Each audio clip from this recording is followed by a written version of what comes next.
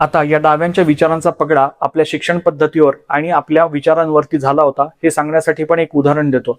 औरंगजेबाच्या मागच्या 5 पिढ्या जर सांगायच्या झाल्या तर तुम्हाला मला सगळ्याला सांगता येतील, पण छत्रपती शिवाजी महाराजांच्या 5 पिढ्या आपल्याला कुणालाही सांगता येणार नाही। औरंगजेबाच्या 5 पिढ्या कोण?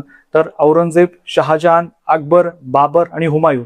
आणि छत्रपती शिवाजी महाराजांच्या मागील 5 पिढ्या सांगायच्या झाल्या तर छत्रपती शिवाजी महाराज, शहाजी राजे, आता मी अभ्यास केलाय म्हणून मालोजी राजे, याच्या पुढे मलाही सांगता येणार नाही। आणि 90% नाही, 95% नाही, 99% लोकांना छत्रपती शिवाजी महाराजांच्या मागील 5 पिढ्या सांगता येणार नाही। हा आपल्यावरती असलेला डाव्या विचारसरणीचा प्रभाव होता।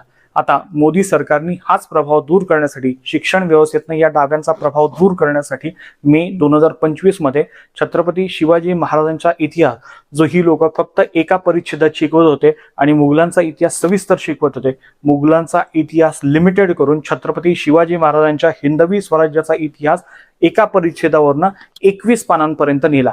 आणि हेच या डाव्यांच्या पोटदुखीचं कारण आहे। मित्रांनो, धर्मेंद्र प्रधानांचा राजीनामा घेऊन त्यांना एक गोष्ट दाखवून द्यायची, तुम्ही कितीही ताकदवान व्हा, तुमची सत्ता कशी असू दे, पण तुम्ही आम्ही लिहिलेल्या इतिहासाची जर छेडछाड करायला गेला तर तुमच्या शिक्षण मंत्र्यांचा आम्ही राजीनामा घेऊ शकतो। आणि हे दाखवण्यासाठी या आंदोलन चिघळवण्याचा डाव या डाव्या संघटनांनी, ASFI असेल, JNU मधल्या त्यांच्या संघटना असेल, त्यांनी घालायला सुरुवात केली।